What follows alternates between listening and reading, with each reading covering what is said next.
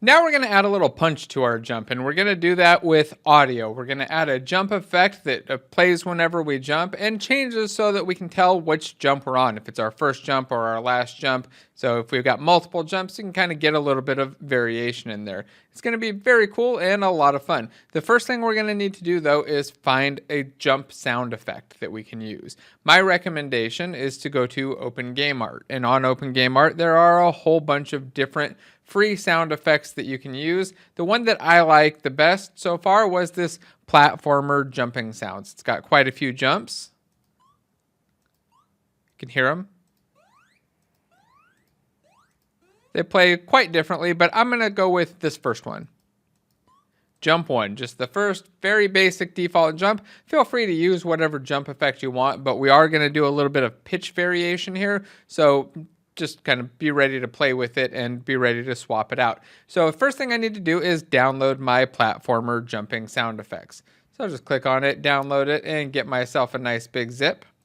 The zip of my platformer effects, I believe, is full of different wave files. There we go. We've got a jump 01 all the way through a jump 11, and I should be able to just double click on these and play them in whatever my media player is. Let's see. There we go. It played. But now I need to get them into my game. And the best way for me to do this is just select the one or ones that I want. And right now, I just want this first jump. So I'm going to take this jump 01 wave and copy it in my zip file. You can extract these however you like, but this is the way that I like to do it. I'll copy it out of there, put it onto my clipboard. Then I'll go back into Unity and I'm going to make an audio folder. So I'm in my project view, go to the root assets folder right here.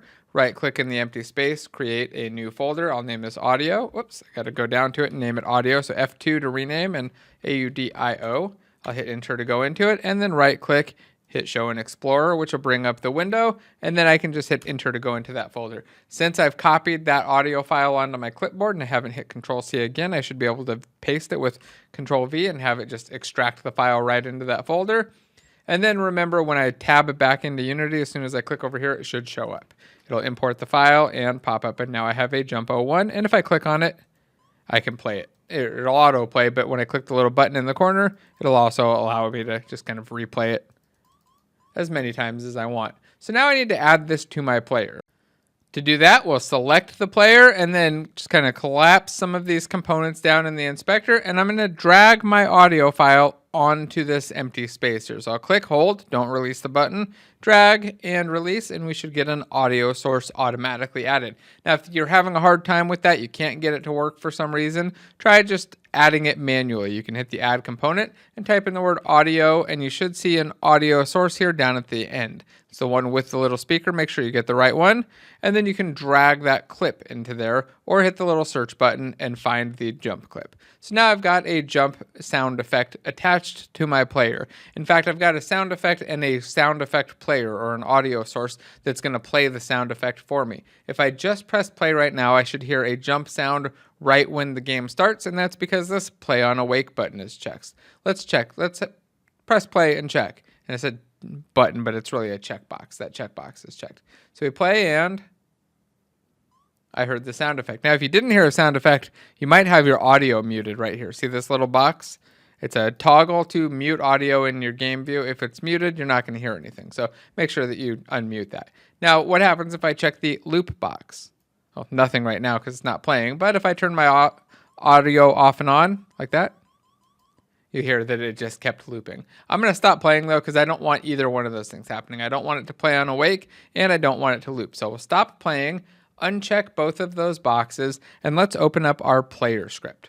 So inside of our player script, what we want to do here is when we run our update and we do the jump, as soon as we jump, we just want to play the sound effect. To do that, we're going to need to reference our audio source and tell our audio source to play sound. We can get the audio source component just by calling get component and give it the type. So we do that lesser than, which is again shift in the comma, give it audio source, close that off and do our open close parentheses, and we can do a dot at the end and say play, hit enter, open close parentheses, and a semicolon. What this will do is get the audio source on this same object, so on the player's object, and tell it to play. Let's save and see if that works. So Control S, get rid of that star. Go back into Unity. I also want to make sure that we save our scene here, so we get rid of the star as well. Control S any second now, as soon as it finishes re-importing. Hit Control S and play, and now whenever we jump, we should expect to hear a sound effect. Let's see if that's the case. There we go, I jump, and every time I jump, I hear a sound. If I keep clicking, I don't get anything, just when I actually jump.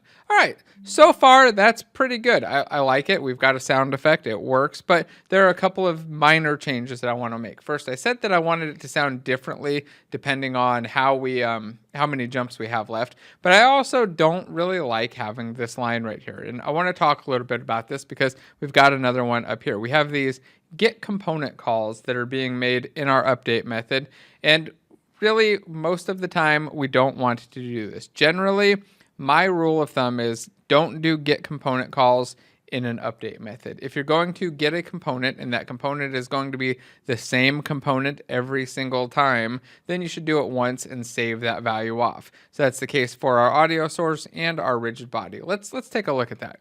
We'll zoom in, and if we want to get rid of this get component call and just cache our audio source, what I would do is hit Control X, so I've selected it all, and then type in the word _audio source. Again, the underscore is just a personal preference thing, letting me know that it's a member variable, something at the class level, and not part of the method. So I've got an audio source.play, and that gives an error because audio source doesn't exist. So I'll hit Alt Enter, and well, actually, I'm not even going to generate a variable. What I'm going to do is go up to the awake method. Watch this. This is even better. I'll type _audio source equals, and then I'm going to paste because we have that get component audio source already on my clipboard.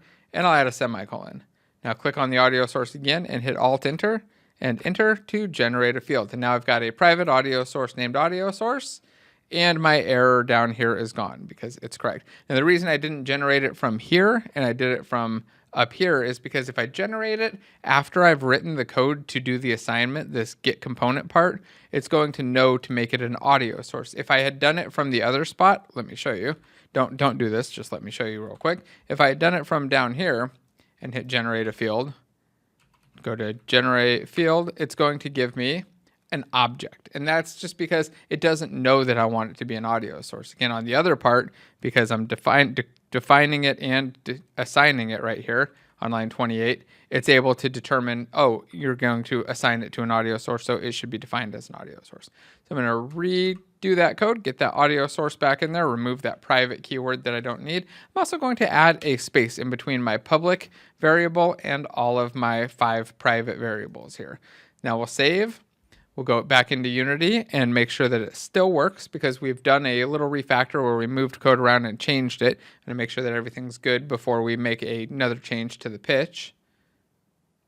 So press play. We should be able to jump twice and hear the exact same sound effects. Looks good. And then we'll stop playing. Let's drag this window back out a little bit.